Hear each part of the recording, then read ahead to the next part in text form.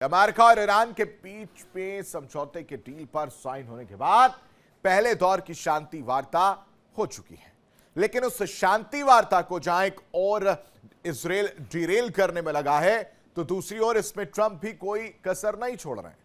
Trump की धमकियों के कारण हर बार मामला फंस जाता है। अमेरिका और ईरान में जब वार्ता हो रही थी, तब ट्रंप ने ईरान को धमकी दी। ट्रंप ने कहा कि अगर डील पर बात नहीं बनी तो डेलीगेशन वापस ईरान नहीं लौट पाएगा। यानी ट्रंप की धमकी सीधे सीधे थी। ट्रंप ने तेहरान को चेतावनी दी कि अगर वो हाल ही में हुए शांति समझौते के तहत किए गए वादों को पूरा नहीं करता है तो वॉशिंगटन इसका जवाब देगा। ट्रंप ने पत्रकारों से बातचीत भी की। अब पत्रकारों से बातचीत कह रहे हैं तो कुछ ना कुछ युवा जरूर छोड़ते हुए नजर आते हैं। ट्रंप ने पत्रकारों से कहा कि अगर ईरान अपने समझौते का पालन नहीं करता है या ठीक से व्यवहार नहीं करता है तो मुझे जो करना होगा मैं वो करूंगा। यानी एक के बाद एक कई सारी धमकियां, चेतावनियां जो हैं डराते हुए डोनाल्ड ट्रंप नजर आ रहे हैं, या यूं कह सकते हैं कि गीदड़ भभकी दी है।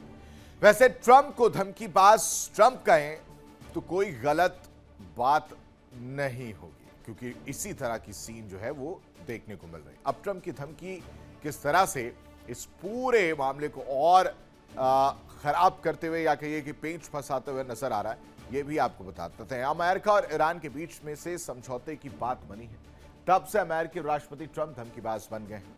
ट्रंप लगातार धमकी के जरिए ईरान पर दबाव बनाने की कोशिश कर रहे हैं। एक बार तो ऐसा हुआ कि डील की बात टूटते बची।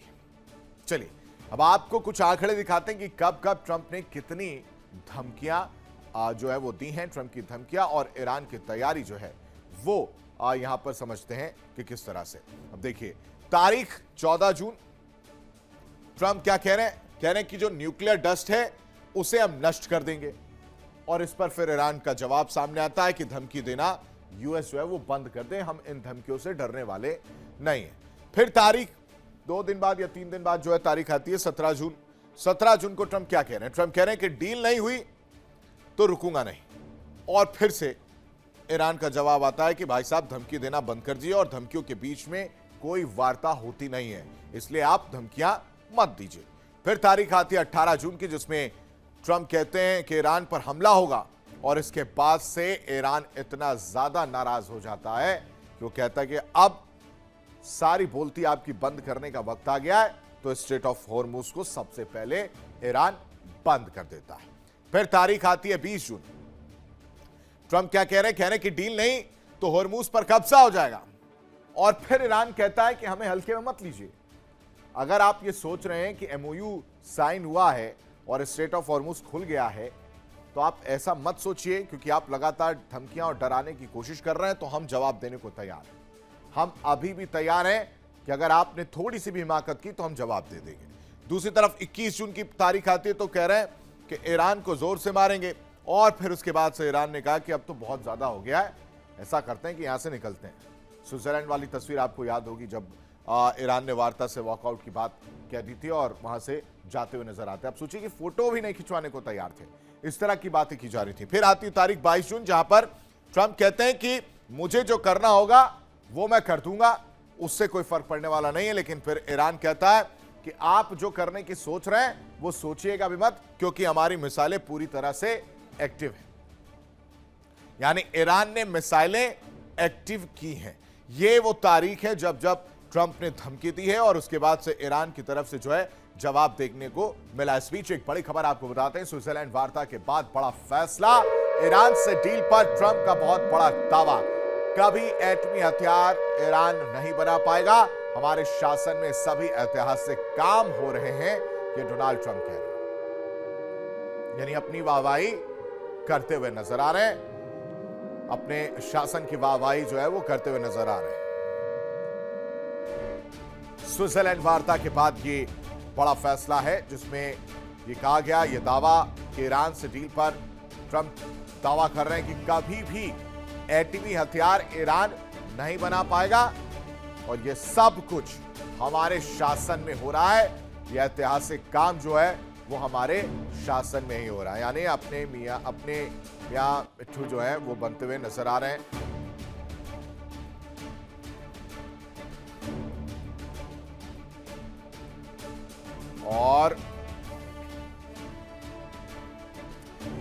इस पर चर्चा करने के लिए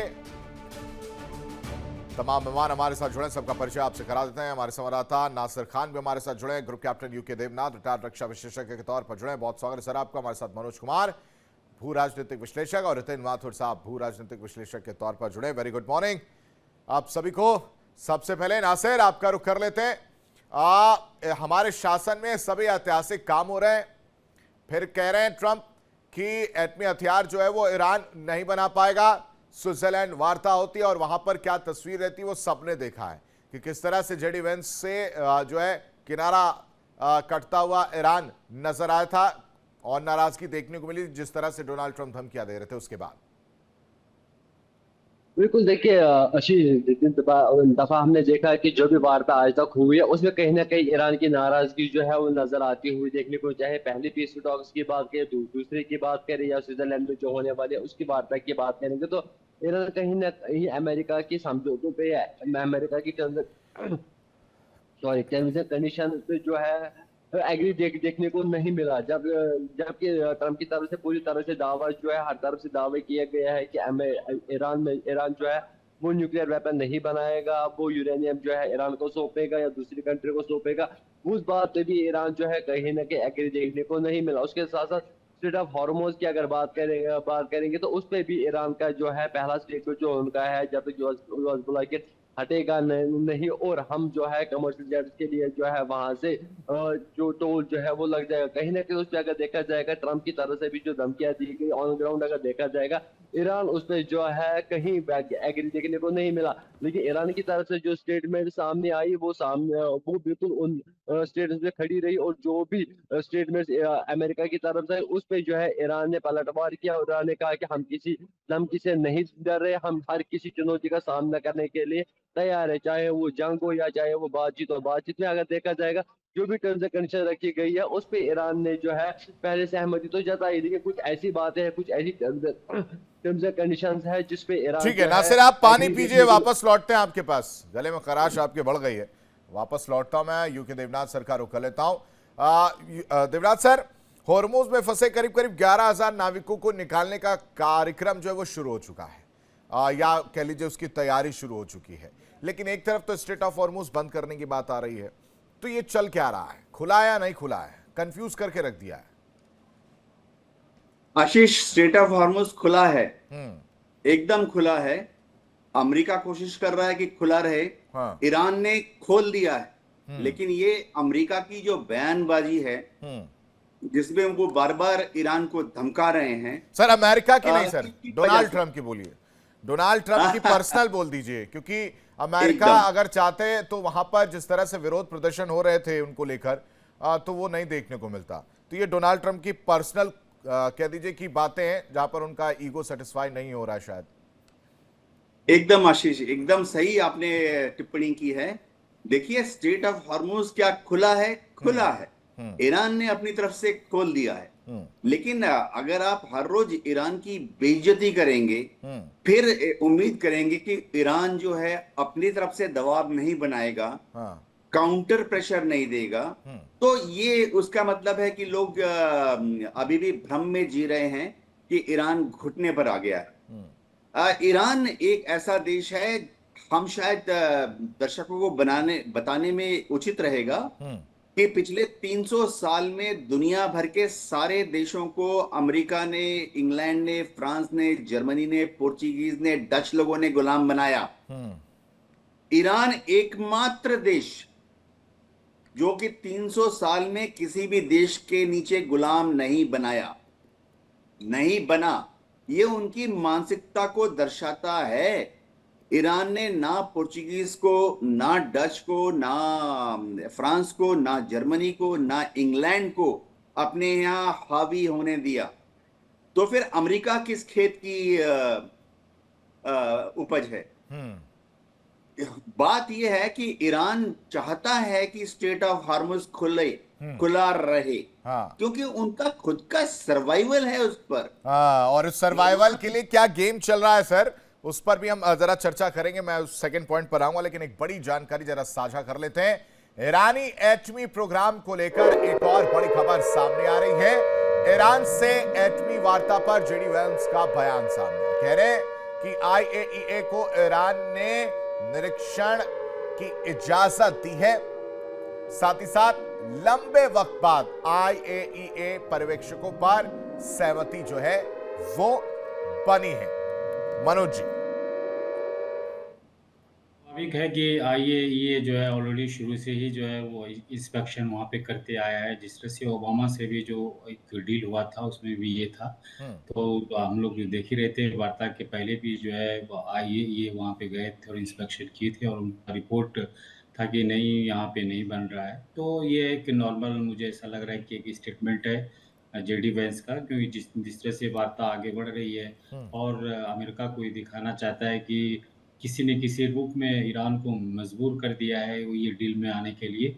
इसीलिए हम लोग इस तरह का स्टेटमेंट हम लोग यहाँ पे देख रहे हैं। और इस डील में जो 14 पॉइंट से जो वार्ता हुआ है, जो डील हो रहा है, इसमें अमेरिका के लिए कुछ खास एडवांटेज नहीं है। अमेरिका के लिए कुछ बोलने के लिए नहीं है कि इस डील से जो अमेरिका ने ईरान पे कुछ दबाव बना के रखा है या इस टॉक में जो है दबदबा बना के रखा है। उसका एक रिपीटेड स्टेटमेंट आ रहा है कि न्यूक्लियर नहीं बना देंगे ईरान को, और IAEA वहाँ पे इंस्पेक्शन करेगा, हमने जो है ईरान को हरा दिया है। तो इस तरह का स्टेटमेंट देने से उनको लगता है कि वहाँ का जो ऑडियंस है अमेरिका का, जो आने वाले जो इलेक्शन होने वाला है मिड नवंबर में, तो वो अपने आप को, अपने ऑडियंस को ये कन्विंस करना चाह रहे हैं। और जैसे मिडिल ईस्ट कंट्रीज में भी वो अलग थलग जैसा महसूस हो रहा है। अब वो सऊदी अरब को क्या बताएंगे कि इस डील में सऊदी अरब को क्या एडवांटेज हुआ, चाहे UAE क्या एडवांटेज हुआ है। तो हालांकि एक और स्टेटमेंट आया है कि जो भी प्रॉक्सी है लेबनान में हिजबुल्ला ईरान का, उसको जो है खत्म करना होगा। तो इसी तरह का जो रिपीटेड स्टेटमेंट है, ऐसा लग रहा है कि वो दे रहे हैं। अरे वो रिपीटेड स्टेटमेंट माथुर साहब जो मनोज जी कह रहे हैं, वो रिपीटेड स्टेटमेंट सब कुछ तो खराब कर रहा ना। जेडी वांस को भी बोलना पड़ गया कि हम नेतन्याहू को कहते हैं, लेकिन वह डोनाल्ड ट्रंप भी ऐसे समय में बातें कह देते हैं या चेतावनी दे देते हैं जिससे माहौल खराब हो जा रहा है। ईरान नाराज हो जा रहा है, फोटो तक खिंचवाने को रेडी नहीं हुआ, चला गया वो। जी, ये ऐसा है कि ये सब बड़े बड़े पॉलिटिकल जो अब क्या हो रहा है कि जो लड़ाई थी वो अपनी जगह थम सी जैसी बोलनी चाहिए, या कहना चाहिए कुछ हद तक टर्मिनेट जैसी हो गई है, सस्पेंडेड सिचुएशन में है।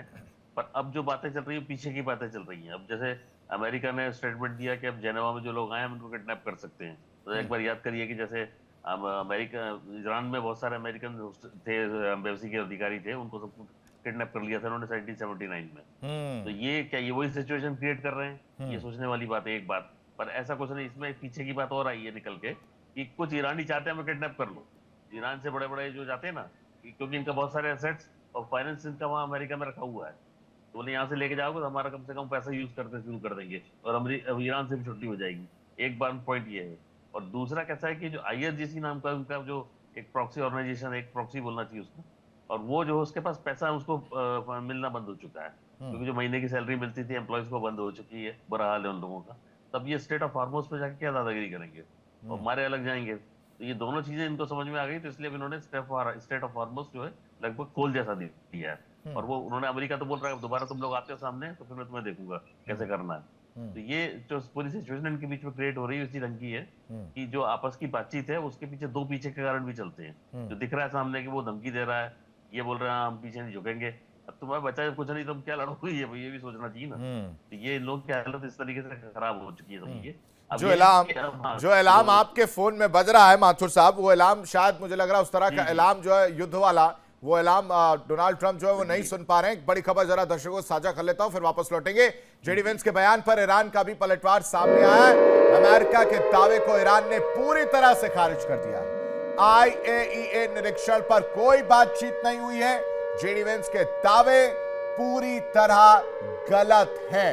Nasir, Donald Trump vice president भी क्या कहें कि बेवकूफ बनाने का काम कर रहे हैं या झूठ बोलने का काम कर रहे हैं, या दोनों ही इस सिचुएशन में है कि जहां एक दूसरे की बात काटनी है? स्टेटमेंट्स दी गई है, चाहे डोनाल्ड ट्रंप की बात करें, जेडी वैंस, से पहले डोनाल्ड ट्रंप की अगर हम बात करें, जो भी स्टेटमेंट उन्होंने आज तक दिया उस पर देखिए ईरान ने जो है हमेशा कहा कि ये झूठ कह रहे हैं, लोगों को बहलाने के लिए और मार्केट को इफेक्ट होने से बचा रहे हैं। उसके साथ साथ हमने देखा अब जेडी वैंस भी जो है अब ऐसे बयानबाजी कर रहे हैं जिसपे ईरान कहीं ना कहीं जो है मुकर रहा है। ईरान कह रहा है कि झूठ कह रहा है। आखिर जो है ये स्टेटमेंट ये झूठ जो है किस लिए कहा जा रहा है, कहा जा रहा है, ये देखने वाली बात हो कि इस बात पे जो है हमने लगातार देखा कि हमेशा यही झूठ क्या मार्केट को जो क्रैश होने वाला था, जो मार्केट में डाउनफॉल देखने को मिला, उसको वापस स्टेबल करने के लिए ये स्टेटमेंट दी गई। इससे पहले भी डोनाल्ड ट्रंप की तरफ से कई सारी स्टेटमेंट दी गई जिसमें अहम स्टेटमेंट ये थी कि ये जो स्टेट ऑफ हॉर्मुज़ है वो खोला चुका है। उसके बाद ये स्टेटमेंट भी दी गई कि टॉक जो है वो फाइनल फेज पे है, आगे बातचीत जो है फाइनल फेज पे है। लेकिन ऑन ग्राउंड अगर देखा जाएगा ना बातचीत फाइनल फेज पे है ना स्टेट ऑफ हॉर्मुज़ जो है रिसेंटली खोला गया। इससे पहले जितने भी स्टेट ऑफ हॉर्मुज़ को लेकर जो है डोनाल्ड ट्रंप की तरफ से दिए गए वो खोखले ही साबित हुए, जिसको करारा जिसमें ईरान ने पूरी तरह से उनको जो है उन स्टेटमेंट्स को नकारा गया और कहा गया कि ये झूठ जो है वो डोनाल्ड ट्रंप की तरफ से कहा गया। अब जेडी वैंस की तरफ से भी जो भी स्टेटमेंट आ रही है उसमें भी ये कहा गया, ईरान ने कहा गया कि ये झूठ स्टेटमेंट ऐसी कोई बातचीत हुई नहीं है। आखिर ये स्टेटमेंट सामने क्यों आ रही है, पब्लिकली स्टेटमेंट सामने क्यों है, इनके पीछे क्या रीजन है, ये सोचने वाली बात है। क्या फिर से जो है मार्केट्स को जो चलिए आपने ये जो सवाल पूछा है कि ये रिएक्शंस क्यों आ रहे हैं, जेडी वैंस इस तरह की बातें क्यों कर रहे हैं, इसी सवाल को मैं यूके देवनाथ सर से समझ लेते हैं। देवनाथ सर, नासिर भी जानना चाह रहे हैं और नासिर के साथ साथ मैं भी जानना चाह रहा हूं, दुनिया जानना चाह रही है, समझना चाह रही है कि जेडी वैंस कहना क्या चाह रहे हैं।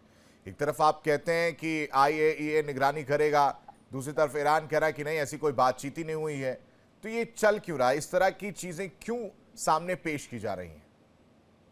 हाँ आशीष, हो ये रहा है कि जेडी वैंस जो हैं उनकी तमन्ना है कि ऐसा हो। और जब बातचीत होती है तो पहले आप प्रपोजल देते हैं, डिस्कशन चालू नहीं हुआ। डिस्कशन चालू होने के पहले आप अपना एजेंडा देते हैं। तो जेडी वैंस की तमन्ना है कि IAEA फिर से जाए। प्रपोजल दिया गया है डिस्कशन के लिए कि IAEA को जाने दिया जाए। वैसे सर 2015 में तो था ना, शायद 2015 या 13 किसमें था, 2015 में था, उसके बाद से फिर 2018 में शायद 2017 में हटा दिया था। IAEA हर साल 2015 के बाद IAEA हर साल जाती रही है ईरान। हाँ। पिछले साल भी 2025 में IAEA की 5 रिपोर्ट हैं। जनवरी, फरवरी, मार्च, अप्रैल, मई IAEA को ईरान हर महीने अपने यहाँ आने दे रहा था। पिछले साल की बात कर रहा हूं, 2015 में तो एग्रीमेंट हुआ था जिसको कि डोनाल्ड ट्रंप ने बाद में कैंसिल कर दिया था जोश में आकर। लेकिन देखो IAEA का विजिट और जो भी सिग्नेटरी होते हैं न्यूक्लियर नॉन प्रोलिफरेशन ट्रीटी के जो भी सिग्नेटरी होते हैं जी, ईरान ने साइन किया है, इजराइल ने साइन नहीं किया है। तो जो भी NPT के सिग्नेटरी होते हैं वो हमेशा अपने यहाँ पर IAEA को आने देते हैं। ईरान तो ईमानदारी से आने दे रहा था। पिछले साल मई में IAEA ने रिपोर्ट दिया है कि उनको कोई साक्ष्य नहीं मिले कि ईरान न्यूक्लियर बॉम्ब बना रहा है। आशीष, ये लोग कंफ्यूज हो जाते हैं जी। कई बोलते हैं फिर ईरान ने 60% क्यों बनाया एनरिच्ड यूरेनियम। आशीष देखो, मैं प्योरली मिलिट्री ऑफिसर के हिसाब से बात कर रहा हूं। नंबर 1, आपके पास कैपेबिलिटी है उसका मतलब ये नहीं है कि आप बना रहे हो। 1974 में हमने हमारा एक्सपेरिमेंटल न्यूक्लियर एक्सप्लोजन कर लिया था, एक्सपेरिमेंटल जी। यानी कैपेबिलिटी थी। लेकिन हमने उसके बाद 1974 के बाद 1998 तक बॉम्ब नहीं बनाया। हमारे पास कैपेबिलिटी थी 1974 से लेके 1999 तक।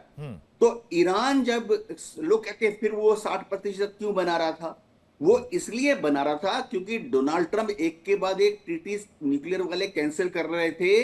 तो ईरान ने कहा कि ठीक है, हमारे पास कैपेबिलिटी है, हम कैपेबिलिटी तुमको दिखाते हैं। उसका मतलब ये नहीं कि वो बॉम्ब बना रहे। मेरे पास माचिस पड़ी है उसका मतलब नहीं है कि मैं आग लगाने वाला हूं। ये लोग कंफ्यूज हो जाते हैं। एक बहुत ही घटिया सवाल मैं हर टीवी शो में सुनता हूं कि फिर ईरान 60% एनरिचमेंट क्यों कर रहा है। ईरान 60% एनरिचमेंट इसलिए कर रहा है क्योंकि वो दुनिया को दिखाना चाहता है कि अगर वो चाहे उसके पास कैपेबिलिटी है। आज अगर समझिए भारत है, हमारे पास इतनी बड़ी फौज है, पाकिस्तान से 5 गुना स्ट्रांग। क्या हमने वो फौज क्या पाकिस्तान पर लॉन्च करती? नहीं। नहीं लॉन्च की है। हमारे पास कैपेबिलिटी है पाकिस्तान को हराने की। बस कैपेबिलिटी डेमोन्स्ट्रेशन अलग बात होती है और उस कैपेबिलिटी को ग्राउंड में इस्तेमाल करना अलग बात होती है। ईरान जो है लेकिन ऐसा देश है पाकिस्तान को तो जिसे डर अपने पे लगता ही है ना गर्व सर, पाकिस्तान को तो डर लगता ही है ना सर। तो मुझे लगता है कि जो और लोग हैं वैसे ही उनको भी डर लग ही रहा होगा कि कहीं इन्होंने बना लिया तो मैं तो बगल में हूं, बड़े वाले भैया जो है वो बहुत दूर है, वहां तक तो पहुंचेगा भी नहीं। मनोज जी।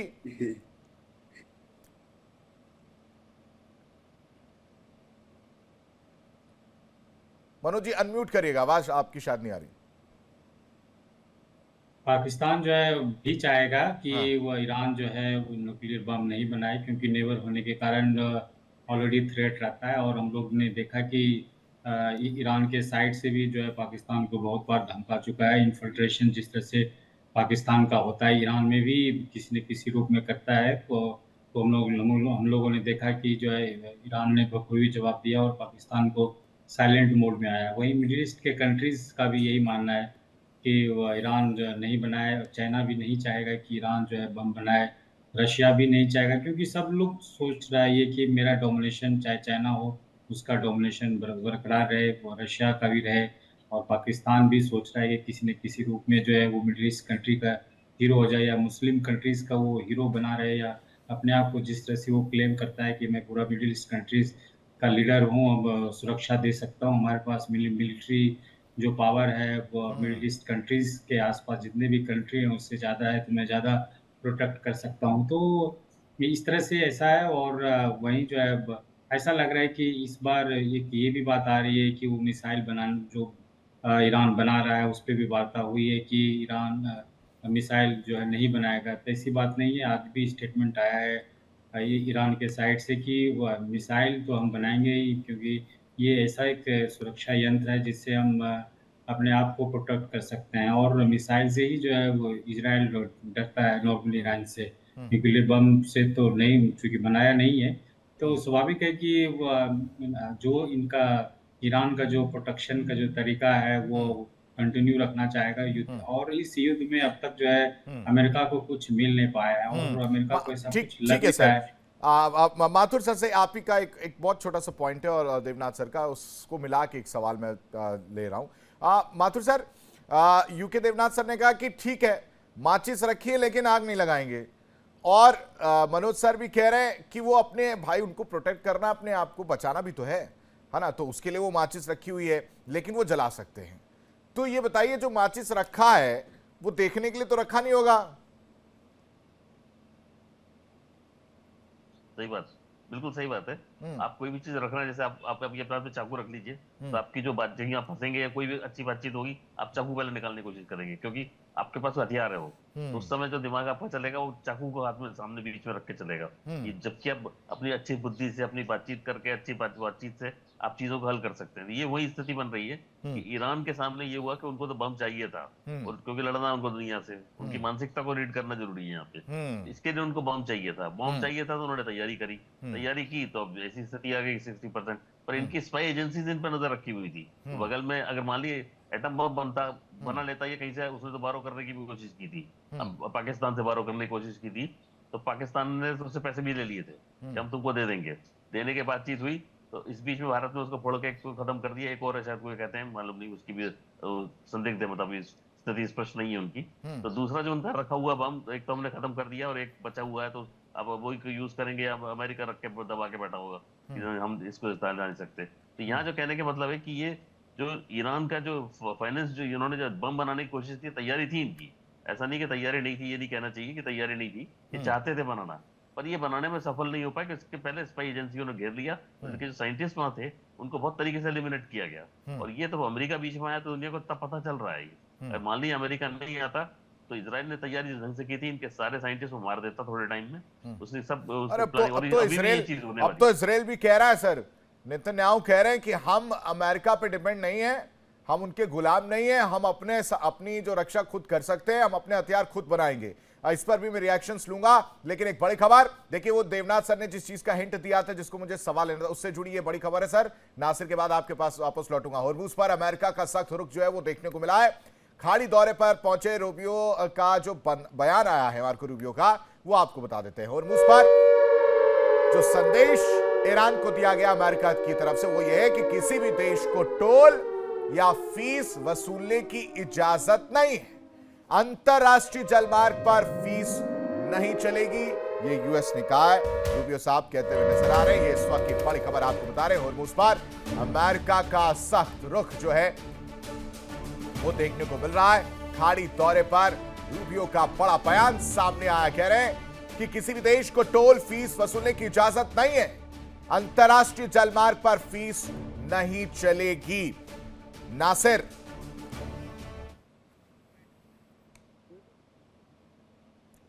ठीक है नासिर, मैं आता हूं आपके पास। इससे जुड़ी एक जो बाइट है वो जरा एक बार सुनवा देते हैं, फिर आता हूं वापस। That's the law. It's an international waterway. No country is allowed to charge tolls or fees on an international waterway. That's existing international law. Nasir continue करिएगा। रूबियो साहब कह रहे हैं कि टोल जो है वो नहीं वसूला जाएगा, लेकिन ये भूल गए कि उनके राष्ट्रपति जो है वो खुद ही कह रहे थे कि कोई और नहीं करेगा, मैं खुद करूंगा। देखिए बिल्कुल आशीष, जिस तरह से हमने देखा स्ट्रेट ऑफ हॉर्मोज में टोल दिया भी गया है। इससे पहले अगर देखा जाएगा, जंग छिड़कने से पहले ही स्ट्रेट ऑफ हॉर्मोज हर किसी की आवाजाही के लिए जो है फ्री रखा गया था। लेकिन जब से स्ट्रेट ऑफ हॉर्मोज में अमेरिका ने ईरान ने अपना दबदबा बनाया, उसके बाद जो है कई सारे जेट्स, कई सारे वेसल्स पे जो है टोल वसूला गया। उसके बाद ईरान की तरफ से ये भी कहा गया है कि जो भी जेट या जो भी कमर्शियल जहाज वहां से गुजरेगा, उनको जो है ईरान को टोल टैक्स देना पड़ेगा, और ईरान को पहले इन्फॉर्म करना होगा, आईआरजीसी को पहले इन्फॉर्म करना होगा। उसके बाद आईआरजीसी की कमांड के तहत ही वो जहाज जो है स्ट्रेट ऑफ हॉर्मज में आगे जाएंगे। और अभी मार्क रूबियो की तरफ से जो बयान दिया गया है कि किसी भी कंट्री को कोई भी टोल देने की जरूरत नहीं है। लेकिन इस बार ये देखना बाकी है कि जो भी स्ट्रेट ऑफ हॉर्मज जो एक प्लस पॉइंट है ईरान के लिए, ईरान जो अगर हावी हुआ इस टाइम, वो स्ट्रेट ऑफ हॉर्मज की वजह से हुआ। स्ट्रेट ऑफ हॉर्मज उनके लिए जो है एक बैकबोन जो है मानी गई इस वॉर में। स्ट्रेट ऑफ हॉर्मज ही वो चीज है जिससे ईरान जो है दिन ब दिन हावी देखने को मिल रहा है। लेकिन अब ईरान तक ये है कि ईरान क्या इस बात पे विलिंग है। इस तरह से हमने देखा कई सारे स्टेटमेंट्स पिछले 60 दिनों से ज्यादा उस टाइम से है, ईरान जो है वही कहता आ रहा है कि स्ट्रेट ऑफ हॉर्मोज में गुजरना है तो हमें टोल देना होगा। एग्जैक्टली नासिर, बहुत बढ़िया पॉइंट आपने पकड़ा है, इसी की तो मैं जिक्र कर रहा था।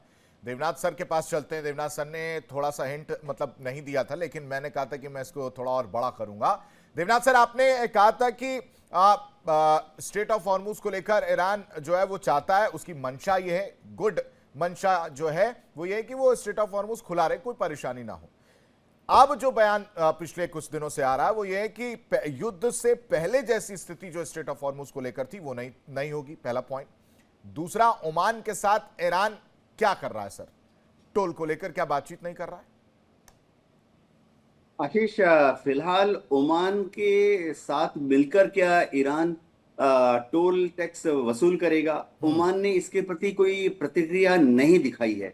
ओमान जो है ये याद रखना पड़ेगा पूरी तरह से अमेरिका के ऊपर निर्भर है, इसीलिए ओमान वही करेगा जो अमेरिका चाहता है। हाँ देखो आशीष, ये टोल टैक्स की जो बात हो रही है समझना पड़ेगा।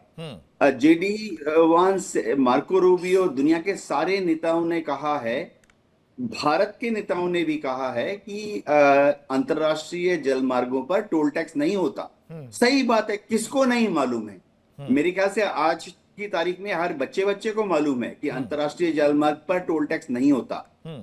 लेकिन वह परिस्थिति तब होती है जब अंतरराष्ट्रीय नियम कानूनों का पालन दूसरे जगह पर भी हो, दूसरे बिंदुओं पर भी हो, दूसरे मसलों पर भी हो।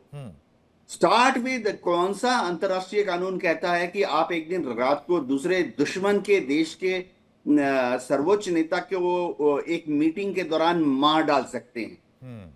देखिए, कंपैरिजन होना चाहिए। और काफी सारे टीवी चैनल्स में मैं देखा है, लोग समझते नहीं है इस कंपैरिजन को।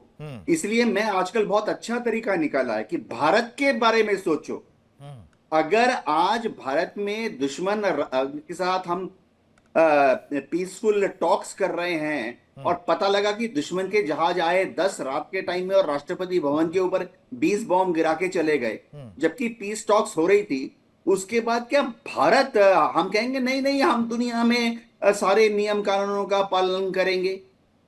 उसके बाद अगर दुश्मन ने जब टॉक्स चल रही हैं और भारत के राष्ट्रपति के घर के ऊपर 20 बॉम्ब रात को 12 बजे गिरा दिए, मैं कहता हूं आशीष, भारत भी यही कहेगा कि अब हमारे हाथ में जो भी तरीका है, लीगल इलीगल मान्य अमान्य, हम हर तरीके का इस्तेमाल करेंगे ताकि दुनिया को पता लगे कि भारत कितना शक्तिशाली है। नए भारत की बात कर क्या रहे हैं कर आप, सकता है। ये नए भारत की बात कर रहे हैं आप, जो घर में घुसना भी जानता है और घर में घुसकर मारना भी जानता है। और मुझे नहीं लगता कि वो ऐसा कोई समय आएगा जब भारत के ऊपर इस तरह से कोई हमला होगा, क्योंकि हम अभी भी बहुत मजबूत हैं और आगे भी हमारी जो रक्षा प्रणाली वो और ज्यादा मजबूत होगी। सर वापस लौटते एक और बड़ी खबर, हॉर्मूज पर ईरान ओमान का बड़ा फैसला, जिसका मैं जिक्र कर रहा था। जहाजों पर सर्विस चार्ज की संभावना, नए वाहन सेवाओं की लागत पर अध्ययन होगा, संयुक्त कार्य समूह की समीक्षा जो है वो की जाएगी। हॉर्मूज को खुला रखने की प्रतिबद्धता बरकरार है और तटीय देशों से भी व्यापक बातचीत होगी। माथुर सर, यही सवाल मैंने यूके देवनाथ सर से लिया था। ओमान और ईरान फैसला कर रहे हैं, लेकिन सर ने कहा कि ओमान के अंदर इतनी हिमाकत नहीं है, वो अमेरिका पर डिपेंड है। लेकिन अब जो है जो तटीय इलाके हैं या मैं खुलकर बोलूं गल्फ कंट्रीज हैं, उनके साथ क्या ऐसा सिचुएशन बनेगा, क्या ऐसी सीन देखने को मिलेगी जहां बैठकर बातचीत हो जाए कि नहीं ठीक है, टोल टैक्स वाली कहानी पर मुहर लगा देते हैं और हम क्यों डिपेंड होते हैं? क्योंकि यूएई तो पहले भी ओपेक से अपने आप को बाहर करके अमेरिका को बड़ा संदेश दे चुका है, या कहिए दुनिया को संदेश दे चुका है।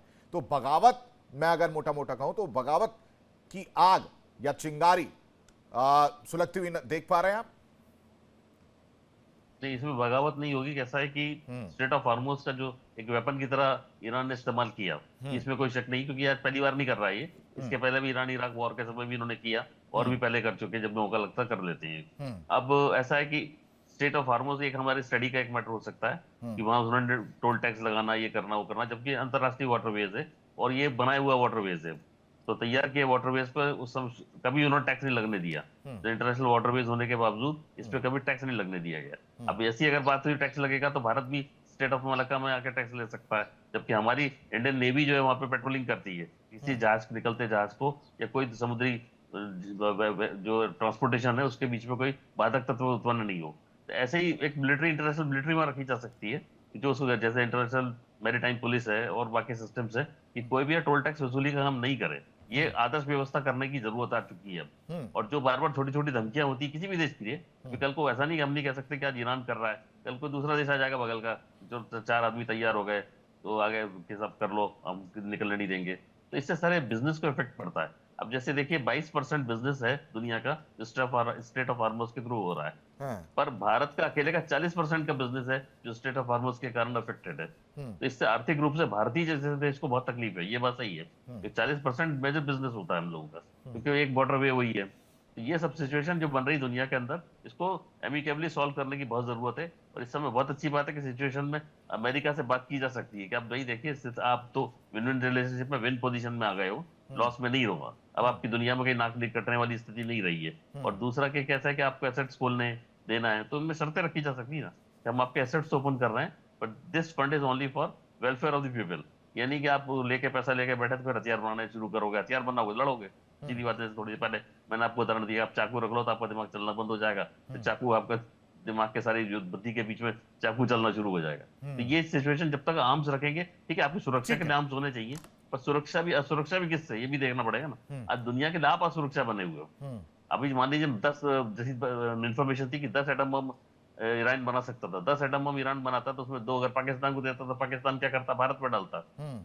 अभी 1 साल पहले ही जो हमारी जो ऑपरेशन सिंदूर था उसमें उनके दिल्ली को उड़ाने की उनकी तैयारी थी, वो तो हमारे जो ऑपरेशन सिंदूर था उसमें उनके दिल्ली को उड़ाने की उनकी तैयारी थी, वो तो हमारी इंटेलिजेंस रीडिंग ली और हमने उनकी न्यूट्रलाइज कर दिया वहीं के वहीं, तो आज हम बच गए, नहीं तो हमारे ऊपर तो 1500 मिसाइल अटैक हुई थी। ठीक है सर, बहुत शुक्रिया। समय बस इतने की इजाजत देता है। इस चर्चा में शामिल होने के लिए, अपनी राय रखने के लिए बहुत बहुत शुक्रिया।